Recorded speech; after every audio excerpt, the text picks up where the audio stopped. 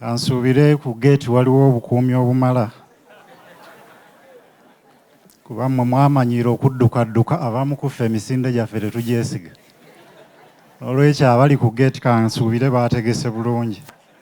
Twanze n'ekigere kinnuma we bajjira wano ntuula butuuzi.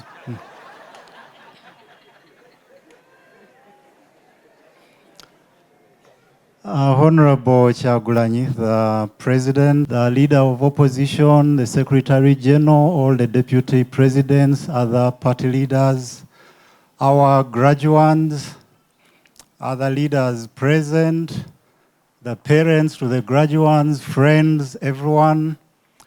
I'm really honored to be before you today as the guest speaker. I congratulate the graduates. I was informed that this is the second certificate awarding ceremony, and that last year the keynote speaker was General Muntu. So this year they looked around for another General, and and they felt that I would be the right person to give the keynote speech.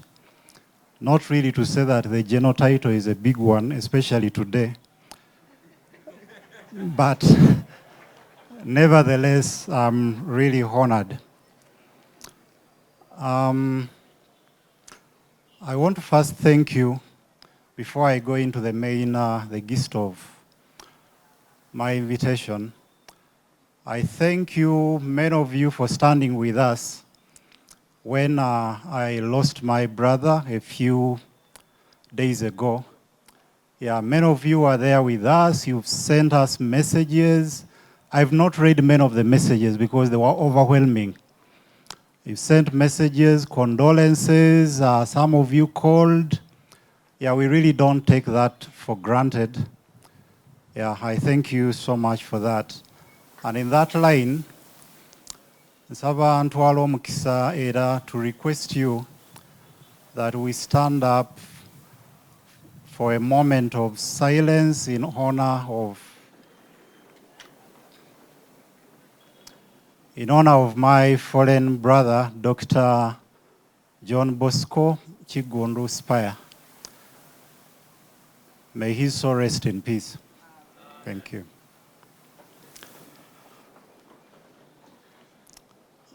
Maybe I'll not have to translate. I want to assume that many of us will understand me, but also for the sake of including those who may not understand Luganda. Otherwise, if I translate, we might spend the whole day here. So here and there, I'll use a bit of Luganda, but I may not translate everything. When Mr. David Rubongoya reached out to me, I first turned down the invitation. Of course, following the recent loss of my dear brother, I have not yet recovered from the shock and pain. I've been quiet for a while since my mind is not yet in the right place. I'm still going through a long night. But I quickly remembered that when my brother died, Mr. Rubongoya is one of the so many people that reached out to me with condolences and a message from the President, Honorable Robert Kyagulanyi. Abaganda bagamba nti munno mukabi. As a friend in difficult times, he's a true friend. But also on top of that, although I have not been very close to NUP, and this is my first time here, on a number of occasions, the leaders have reached out to me, sometimes encouraging me, please visit us, could we have a talk? A few years ago, I held a comedy show, and I was surprised to see the entire crew of Honorable Kyagulanyi. Yes, even Nubian Lee was there with his small voice. I saw him in the audience. Yes, and Eddie Mutwe, the Secretary General as well. I was really surprised because I never invited any politician, especially I wouldn't invite them because I wanted the show to go on. So I don't know whether their intention was to sabotage the show, by their presence. Yeah, but it means a lot if one can just randomly show up, and they showed up in such a number. I'm impressed by people who are humble. I'm impressed by people who do not try to show that they are high up there, but who can come down, regardless of the positions they might hold or their qualifications. And I've seen this on a number of occasions, your leaders going to places where you wouldn't expect them to be. So that being with me, that being with us in grieving, but also on other occasions where it was really surprising for them to be there. I don't take it for granted. I remember even the time I was quarantined, again, Honorable Chagulanyi called me, and he's one of those that try to encourage me to go through that difficult time. So therefore, despite my current circumstances, I changed my mind and accepted to be here today.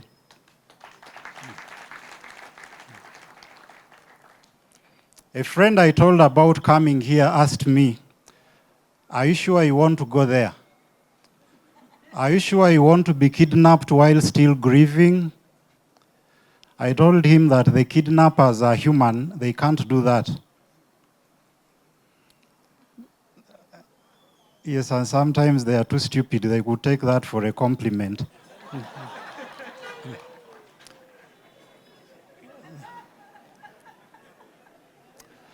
The second reason why I accepted is because I believe that my relevance as an academic is primarily in being able to share the knowledge I have been privileged to acquire with my people that might need it.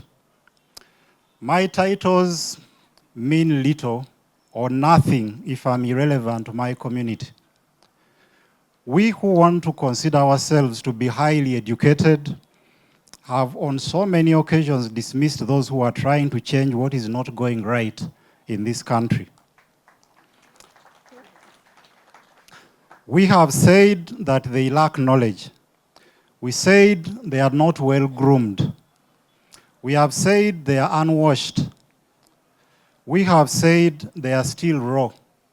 In one of the speeches, I think the representatives of the group, yes, she said, you went to the training when you were, did you mean raw or low? Oh, when you were raw. And now the president whispered to me that now you're low, L-A-W. Yes, so they said that some of you were raw and dismissed you on that account.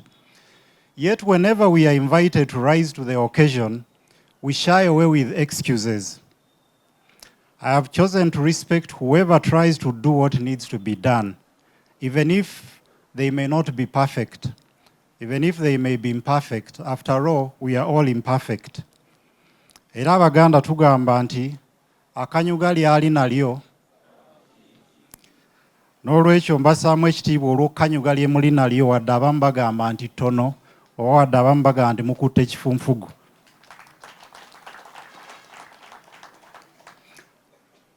I will certainly critique them, but in the spirit of improving, not destroying. That is the second reason why I accepted to come. I'm not here because you're perfect. No one is. I'm not here because I agree with everything you do. I'm not here because I think you have the best credentials.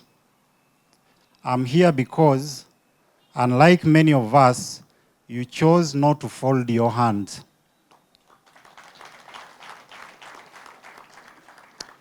You chose to do what you can do in your capacity, which is better than doing nothing.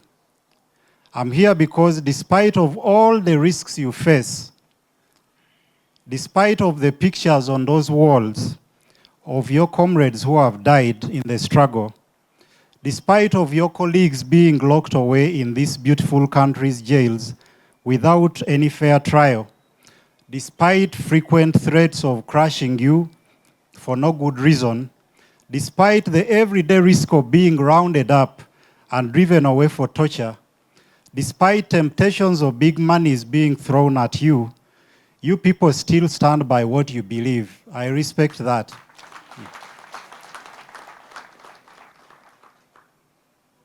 Yes, it is indeed surprising that with all that has happened at this place, you can still come here and find people seated here. You would only expect a fool to sit in such a place. Because for some, even just passing there, they have to run. Because this is a dangerous place. It's like what we used to hear about Bermuda Triangle. So for you to choose to still stay in a place that is that risky to be, especially where the risk is not for having broken any law, but for standing by a certain cause. I really respect that. Whether I agree with it or not, I still respect it. And especially because we don't have many people today who are willing to take such a stance. The third reason I'm here is because of your constant efforts at making yourselves better. You have challenged many of us at individual level, we who consider ourselves to be more worthy. You have challenged old political parties and seasoned politicians.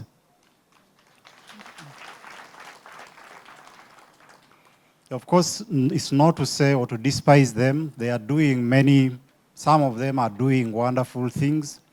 But I think it's a challenge for the few years you've been around to do what you've been able to do. We may publicly bash you, but we privately ask ourselves, aba bavubuka bakikola batya? You have responded to dismissal by proving your capacity to grow and transform, as the president said. We said you're not educated, which was not entirely true because many of you are really educated and even highly educated. But when we say that you're not educated, many of you went back to school. We said you were bayaye, hooligans. Although I think many of you might have believed, like I do, that there is nothing wrong with carrying dreadlocks. You painfully cut them off to fit into the public's idea of a decent person. After all, and this reminds me of a song by Morgan Heritage. You don't? Yes, right. You don't have to dread to be Rasta. Where are you? You don't have to dread to be Rasta. Uh-huh. Yes, it's not a dreadlocks thing. It's a divine conception of the heart. Nubian, I expected to hear your small voice behind.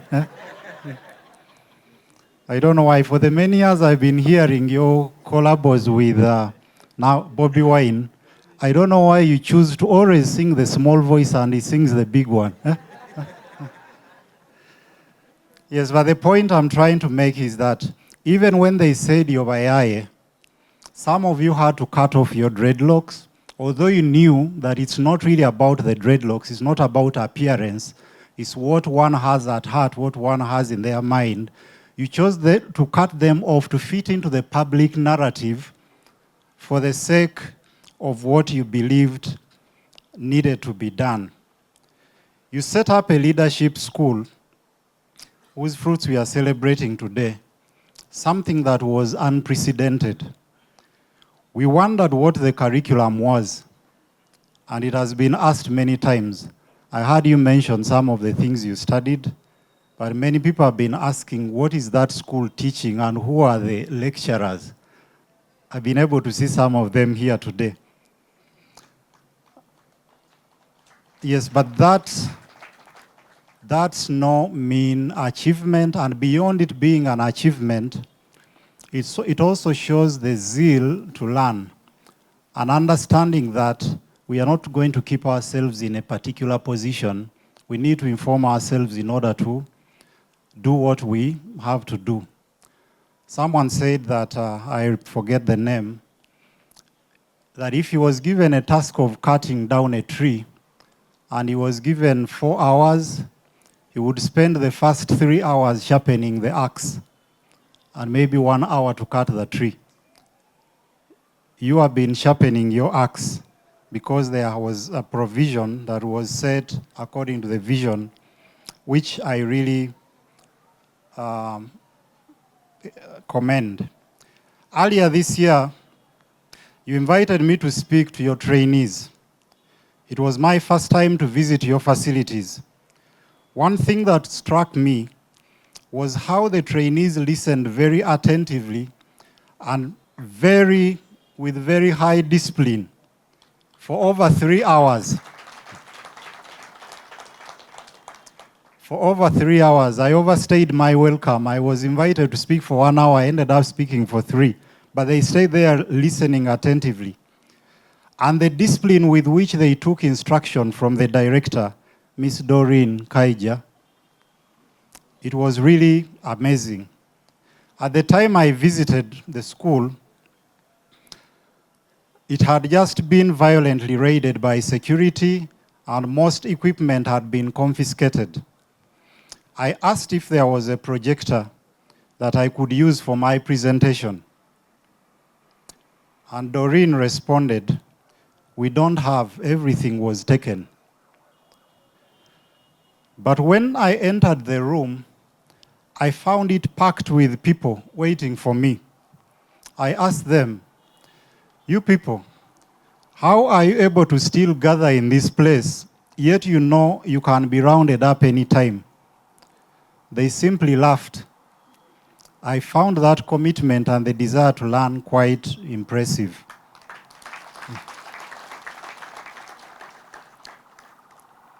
The fourth reason why I'm here, now when I'm giving the reasons, it sounds like I'm singing UB40's song. Which song is that? The reasons why even Doctor is also into the thing. Yes, reasons why I love you 1, reasons why I love you 2. Now I'm on the 4th reason. This is a selfish one. I'm here to distract myself from the pain of losing my brother and to use this occasion to make reflections on life, purpose, and resilience, which could speak to your life experiences and aspirations. When John died, almost everything I have been doing lost meaning.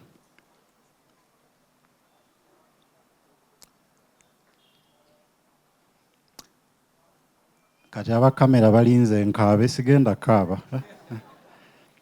Mwagala mukwata akafaananyi mukajjeyo nga wayise emyaka ng'akapasita Bujingo mukatambuze. Sigenda kaaba wadde ebiwu enkovu zinnuma. So when John died, almost everything I've been doing lost meaning. I keep asking myself, what for? What is life all about? What is the actual difference between being alive and being dead? Why do we struggle so hard in life only to vanish like wildflowers? Why do people who try to do good suffer? Why do those who bring pain to others often live long? What is the worth of our effort on earth? Why should we continue doing anything or even continue to live? So many questions, very few clear answers. I will only expand on one here. The question of why we are here on earth is a difficult one to answer. Ensonga lwaki tuli wano ku nsi ng'abantu nzibu nnyo okuzuula. From a religious angle, the answer comes easily, that we are here to worship God and do whatever He created us to do. I would focus more on the second purpose of doing what we were created for. On the purpose of worshiping God, I'm hesitant to believe that a perfect God would create us simply for the sake of singing His greatness. only imperfect beings wish to be worshipped. I'm therefore more inclined to believe in worship through actions towards our fellow imperfect human beings and other animals.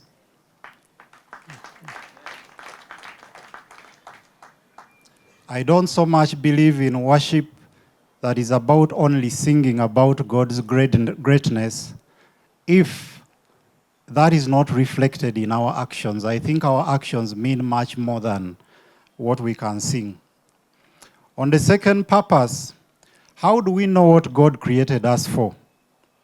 Even the thief might argue that if we say that God knew us before we were born, then God knew that he would be a thief. Therefore, he is simply fulfilling God's plan.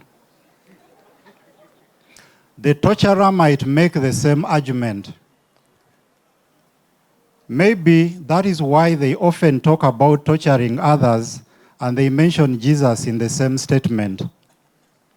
Maybe that is why they would make public apologies, but without regretting or redressing any specific harm that they did to others. We would argue that perhaps the best way to tell if what we are doing or plan to do is what God created us for is to check if it is in line with what God encourages in the scriptures and what we consider to be God's nature. Can a good God create a person with the purpose of harming others? That would contradict God's nature as we know it. The other approach to understanding our purpose is by simply studying human nature in general and our particular uniqueness as individuals in our circumstances.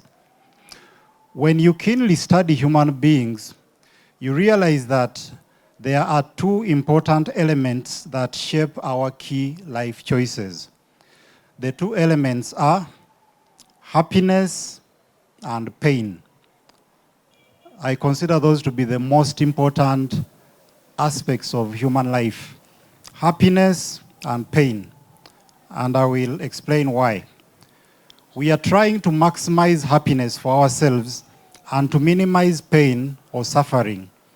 The reason you graduates chose to study is to maximize your happiness in some way and to minimize the pain that would come from not doing this course or the pain that would come from not being informed.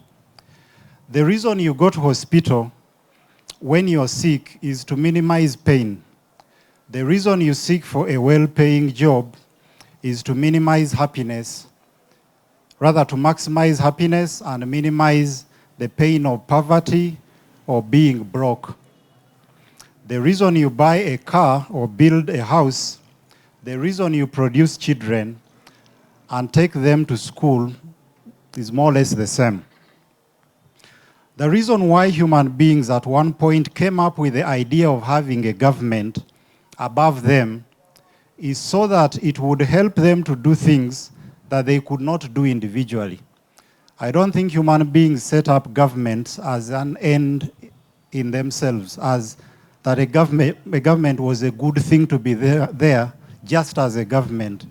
It was set in place to help them achieve things that they could not achieve individually as a way of maximizing happiness, especially to protect their lives, to protect their liberty or to safeguard it, and their property.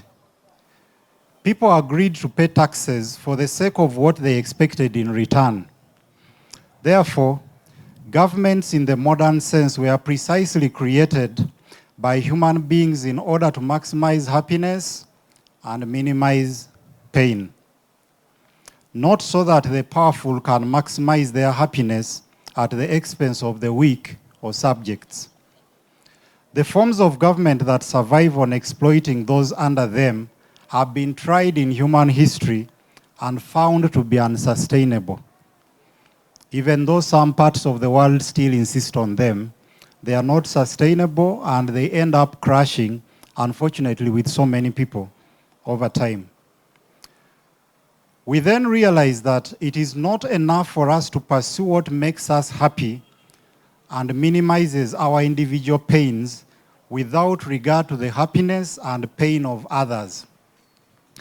The limit of your search for happiness is that point at which your happiness starts causing pain to others. This is where a sadist's view of happiness becomes problematic.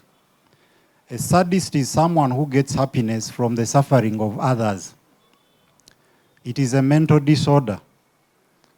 If you ever see someone celebrating the pain of others, and especially if they are not celebrating the pain of an oppressor, then that person has a mental disorder.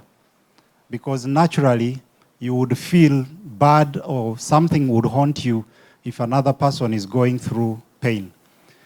A person who celebrates the torture of another is a sadist, except, and I want to emphasize, except if the one whose suffering is being celebrated is the kind that causes pain to others. I'm one of those who believe that it's not a bad thing to celebrate the pain of an oppressor. And I saw people throwing that at me when I lost my brother. But the difference is, my brother was not an oppressor of anyone. I'm not an oppressor of anyone, or so I would want to believe. So celebrating his death wouldn't really make sense in that context. But if the person who has died has been making the life of others unbearable, it is understandable why those people would celebrate naturally. Ideally, as human beings, the most ideal world would be one where we care about maximizing each other's happiness and minimizing each other's pain. Many conflicts in the history of humanity have been caused by a desire of different individuals or groups to exclusively care about their happiness without being bothered by others. While we human beings boast about being the only rational animals, it is strange how our rationality often fails to show us that a world where the happiness of some individuals is based on the suffering of others. How does our rationality fail to show us that almost obvious case? The one whose happiness inflicts pain on others can never really be happy in the long run. I repeat, the one whose happiness inflicts pain on others can never really be happy in the long run. They live in fear. They keep worrying about what their victims could be planning. Their display of anger and violence is not always because they want to show power. It is mostly because they are frightened. Have you ever observed the reaction of a dog that is trapped in a room when you get in? The anger it shows as it growls is actually born out of fear. That is why the slave abolitioner Frederick Douglass said that no man can put a chain on the leg of his fellow man without at last finding the other end fastened around his neck. I repeat this quote from Frederick Douglass. No man can put a chain around the leg of a fellow man or a fellow woman without at last finding the other end of that chain fastened around his own neck. And it's partly why the oppressors live in fear. Much as they will chain others, that chain is also around their necks. It is not really a good thing to live in fear all the time. One of the reasons they would have high security, unnecessarily high security, is because they are afraid of those they lead, which is a contradiction. Why should I fear people that I lead? Especially if I assume they love me. Knowing then that no one desires pain, and that often the pain we cause to others ultimately affects our happiness, we should all seek to pursue a life that aims at achieving the greatest happiness possible for everyone and the least pain possible. As you think about what you should be as a leader in your different capacities, seek to be that leader who does not prioritize his or her own happiness, even when it harms others. Corruption becomes wrong because of how it harms others for the sake of the happiness of some. I imagine that some of you are planning to stand in the forthcoming election, some of you graduates. I have already seen posters with all sorts of catchy slogans, some clearly deceptive. Do you really mean your slogans, or it is just a bait to catch voters? What is motivating you to stand for that position? What is motivating you to sell your property to raise funds for campaigns? Is it to maximize the happiness of those you seek to represent? Is that the reason why party cards are a do or die? Is that why people fight and treat each other as enemies in elections? Is it mainly about competition to serve? Are these people who are almost willing to kill each other simply competing to serve? That I would die in order to be the one to serve people? I think we need to reflect about that. What is the balance between personal interests? Thank you. What is the balance between personal interests and the interest to serve? While we congratulate you, the graduates, for having accomplished the leadership training, your certificate is not what we celebrate. We celebrate what we expect you to have become. We do not expect you to always remind us about what you studied. We simply want to see the difference in your actions.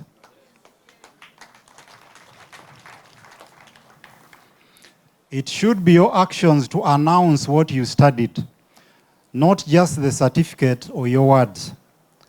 We don't primarily care about the quality of the dog in the fight. We mainly care about the quality of the fight in the dog. As Wole Soyinka once said, a tiger does not announce its tigritude. A tiger doesn't have to announce that, hey, I'm a tiger. How do you know that it's a tiger? A tiger does not have to announce its tigritude. It pounces. And after it has pounced, then you would know that that is what? Ugandans are in the habit of announcing their titles. I'm Dr. Muchibi Yusuf. I'm Engineer Opolot Patrick. I'm Honorable Agaba James. Yes, but in my view, it would make more sense if it is the people who added the title on the basis of what they see in you. It shouldn't be you to announce your own importance.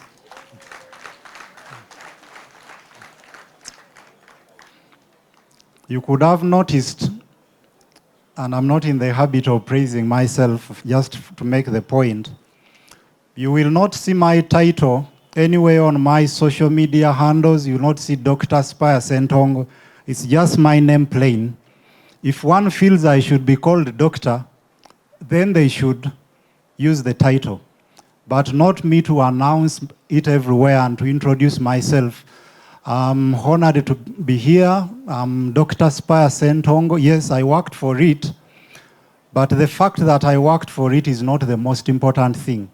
To me, the most important thing is what that title can do. Sometimes I've appeared on discussions, talk shows, and I've seen a comment on social media. What is a cartoonist doing discussing politics? I don't have to tell them anything. I don't have to justify myself to tell them about my qualifications, except on one occasion when I had to do it, when I felt it was quite provocative. So I just told the person, here is my CV. I have 4 degrees and 2 of them are first-class degrees. Can I know yours?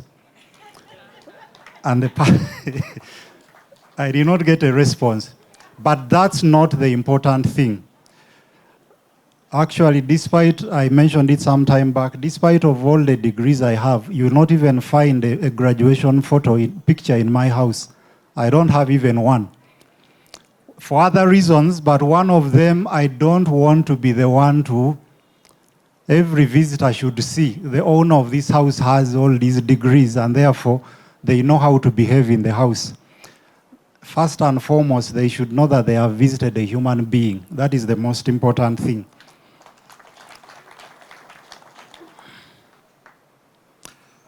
Uganda is not short of educated people. Uganda is not short of people desiring to be leaders. Uganda is mainly short of people that are willing and ready to use their knowledge and positions for doing good beyond their personal interests. Ugandan politics is not simply short of people of integrity. Rather, Ugandan politics is simply short of people of integrity. And this runs across the political divide, across the spectrum. We have seen crooks in government, and we have seen real crooks in the opposition. Is that true? Yes. We've seen crooks in government and real crooks where?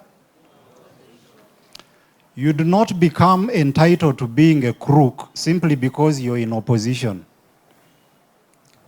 Recently, when we held the Parliament exhibition with Agora, which Honorable Chagulanyi mentioned, with a few exceptions, I was shocked by the silence of most opposition MPs about the rot in the House. Many of them avoided commenting or even volunteering information about the abuse of taxpayers' money in Parliament, which they were actually aware about. Many of them were quiet. I'm not shocked by the silence of those NRM, independent, but the silence of opposition people when we are here exhibiting Parliament and the rot there. And you try to contact some of the people in opposition for whom you would imagine that would be their interest. Nothing. They don't give you any information until it comes out, and then they call you and say, we knew that. We have always known that that thing is happening. So that's why I say there are crooks in government, and there are crooks where? And that being in opposition does not entitle you to being a crook. So many of them avoided commenting or even volunteering information about those abuses, which they knew. Like in Animal Farm, we the other animals peeped through the window. We looked at the humans and we looked at the pigs, and we could hardly notice the difference. With a few exceptions. And I'm happy to mention that Honorable Ssentongo was one of those exceptions.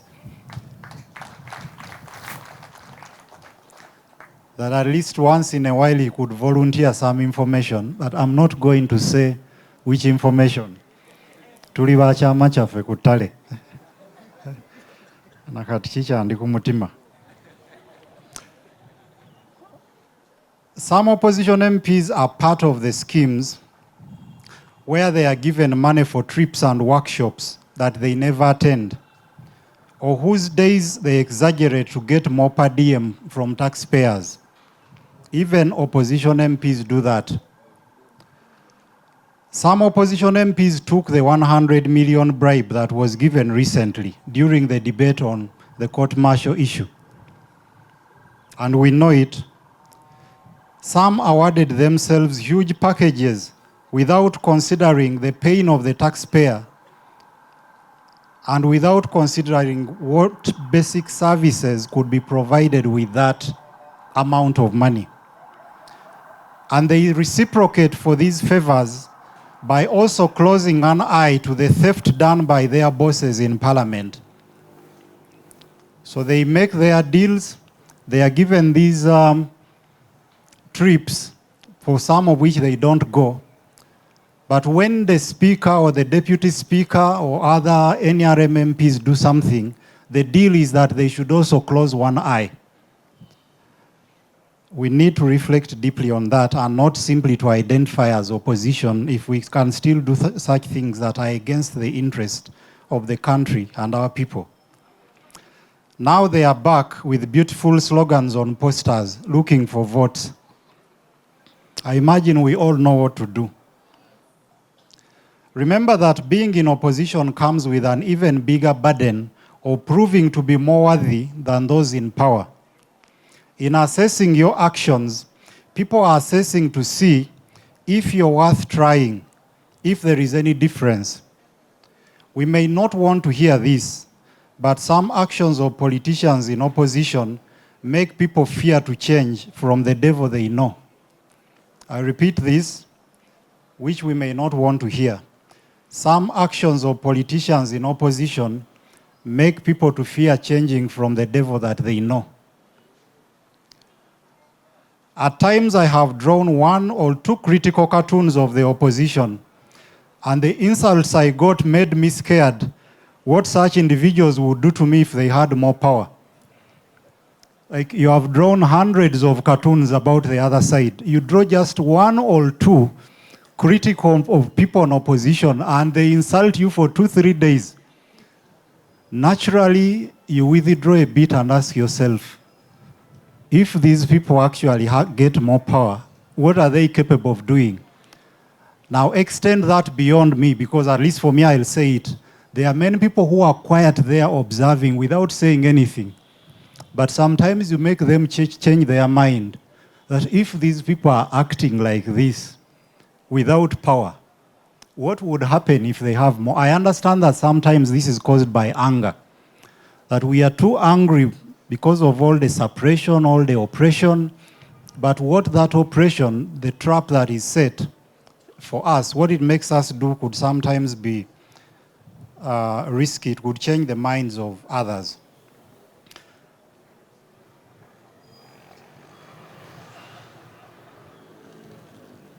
I'm told that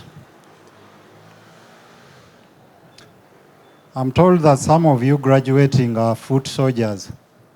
Do we have foot soldiers here? Yes. Foot soldiers? Yes. I know, because you're not sure of what I want to say, there are now a few who are identifying as foot soldiers. Yes, I understand some of you graduating are foot soldiers, and I know that you do a great job being there on the front line, sometimes to combat people that we are not able to combat, sometimes to push back against narratives that are misleading. But I would only add a small thing. Mwige okulowoozanga ennyo ku ki ebikolwa byammwe kye biyinza okulowoozesa abantu. Nkiddamu ne President yakyogeddeko. Mwige okulowoozanga ennyo ki ebikolwa byammwe kye biyinza okulowoozesa abantu. Oluusi muvuma ekiteetaagisa. Sigamba mmwe ndowooza abataliiwo. Oluusi muvuma ekiteetaagisa. Oluusi omuntu anyiiga n'avuma, ndowooza nange nalinyiizeeko n'envuma. Wadde nze nvumira mu katuuni, sivuma butereevu ng'abamu ku mmwe. Naye ate okuvuma tokufuula nkola.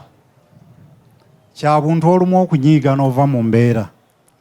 Olumu bw'ova mu mbeera ng'onyiiza ovuma, naye okuvuma tekulina kufuuka nkola.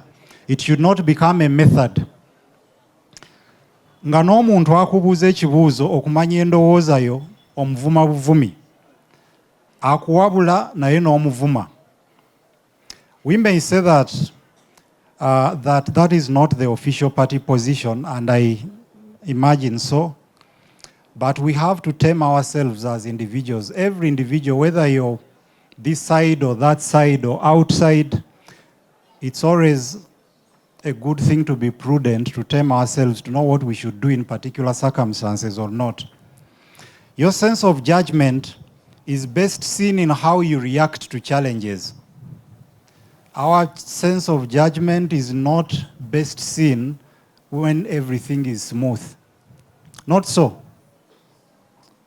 People judge us most by how we behave when we are challenged, not by how we behave when everything is okay.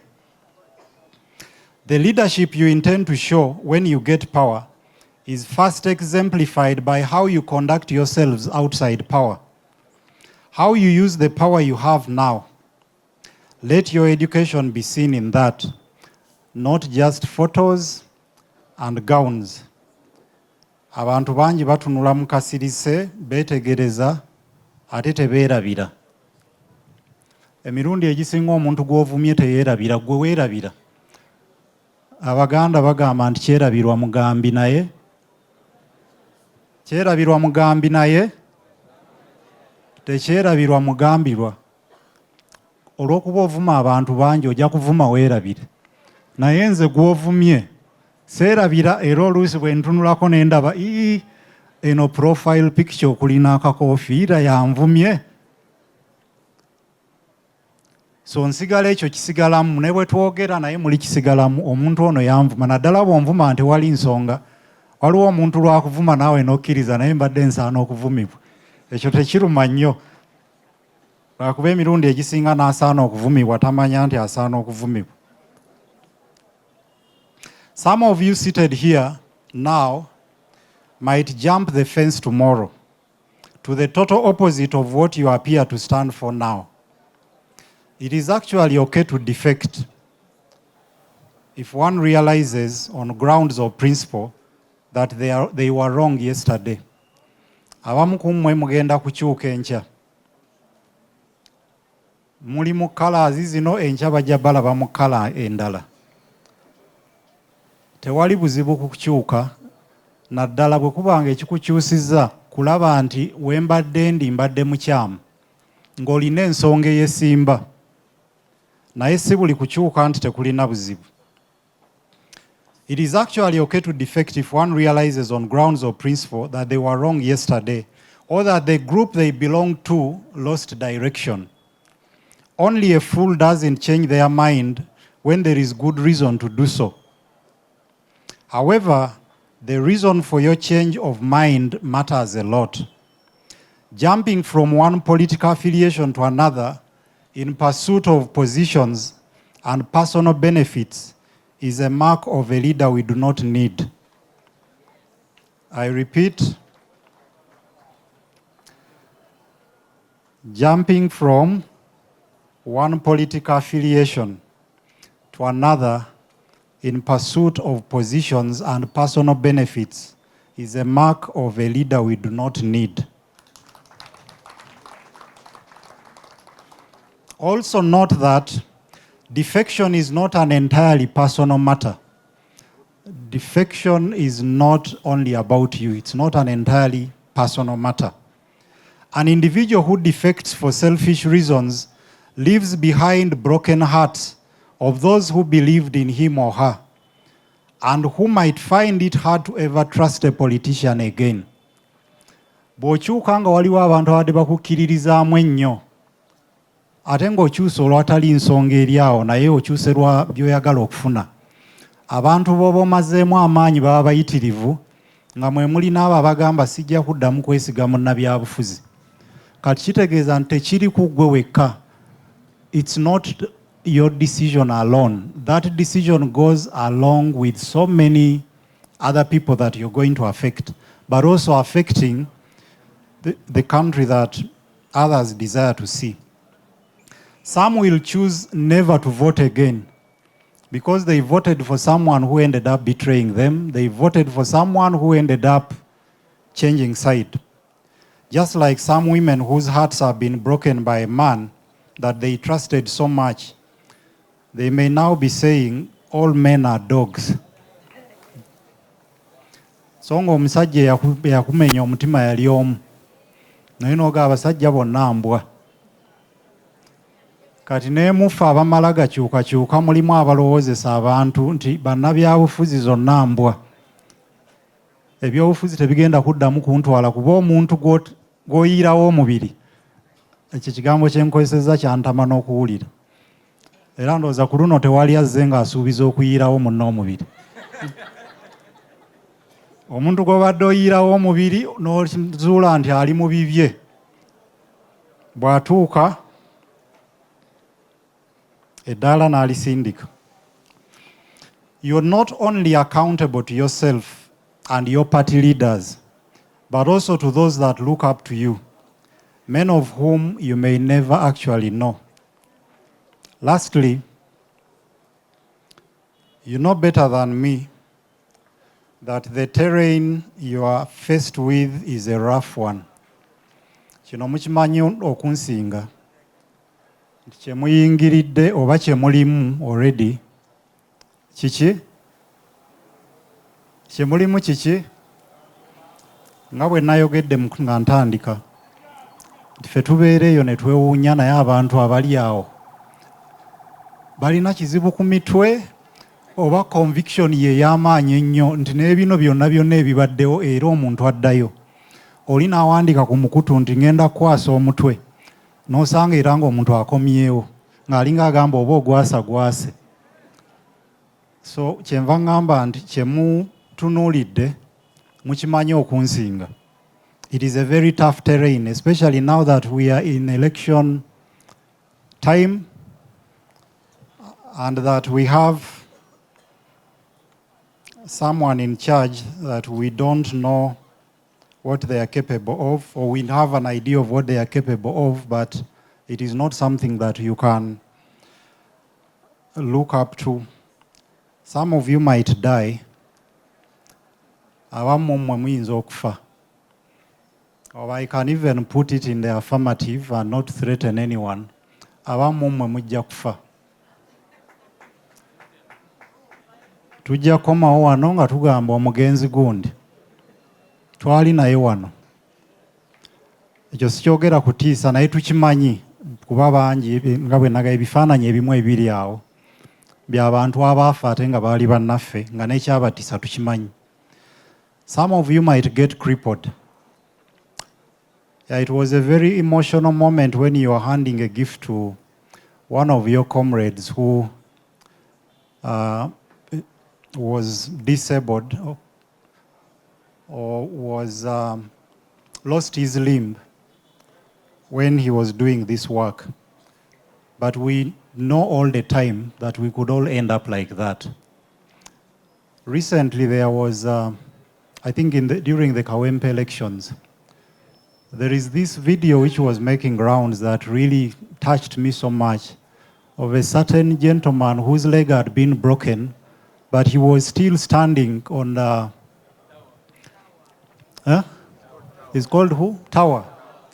That even with all that pain, with a broken leg, he could still go there and lift it, showing that they've broken my leg.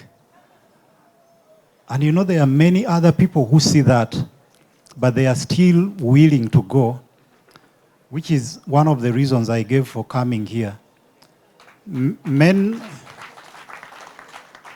in fact, what some of those people don't know, that by doing that to people who are innocent, you end up emboldening those who are not even concerned. Because they also ask themselves, but how can one be this ruthless? So much as I might not be able to do what you do, but I really admire it. But the point I was trying to make was that all that is going to happen. Some of you might lose loved ones. Some of you will go to jail.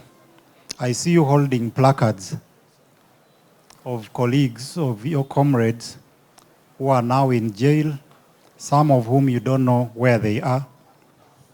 You knowingly chose this path. But it doesn't mean that you will know how to handle those things when they actually happen. Wadde mwasalawo okugoberera olunyiriri olwo naye sisuubira nti mumanyi how it will feel ebintu ebyo we biribeerawo. I don't think you know how it would feel.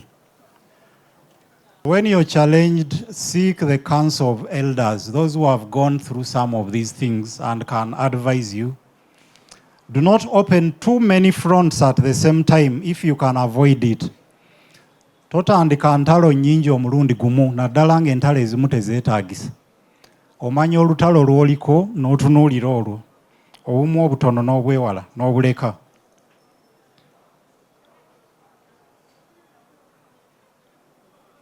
Know when to fight, know when to run. From which song is that line? Yes, The Gambler by Kenny Rogers. Know when to fight, know when to run. Know what to respond to, know what to ignore. About knowing what to ignore, I don't even have to advise you on that. I've seen some of your leaders doing it very well. There are people who will say certain things and I think they expect now he is going to say something. Total silence. So that is part of the wisdom that we need sometimes. To ignore what we think does not. Mugamba nti ebikula bitakola ki? Oza mulabye nti mbeera eyo nga mbigoberera.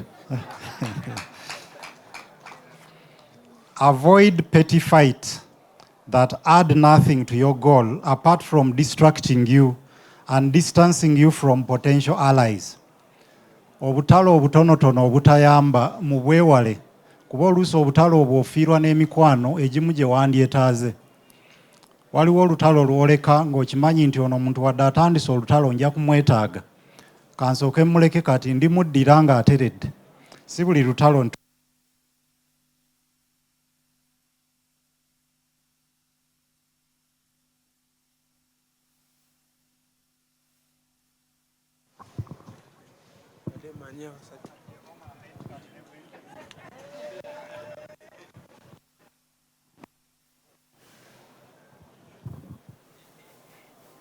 abali mu mizindaalo oba okwo okugijjako munzijukiza nti nve wano nga nkyayogera. Anyway, I was saying avoid petty fights and that add nothing to your goal apart from distancing you from potential allies. Seek for strategic alliances, not just for building your own power as an individual or as a party. Honorable Ssentongo talked about that, and I think Mr. Katana, if you're different camps working towards the same goal, why fight each other? Sometimes this discourages, actually often it discourages people out there. When you see people that you imagine to be working towards the same thing, fighting, you start asking yourself, but are they really working for that thing? Because if they were working towards that, then they shouldn't be fighting each other. So let's look out more towards making strategic alliances than fighting where there is no need. I'm happy to see someone holding a placard there, Free Dr. Besigye. I think that means a lot. At a NUP gathering, someone holding a placard, Free Dr. Besigye. I think it's the spirit that we need. For those that we trust, there are those that might not have won our trust. It is a waste of energy and an indicator of selfishness or lack of clarity of purpose for us to fight people who are trying to do the same thing that we are doing. I wish you the very best in your next plans. Go and make the world a better place. And congratulations once again.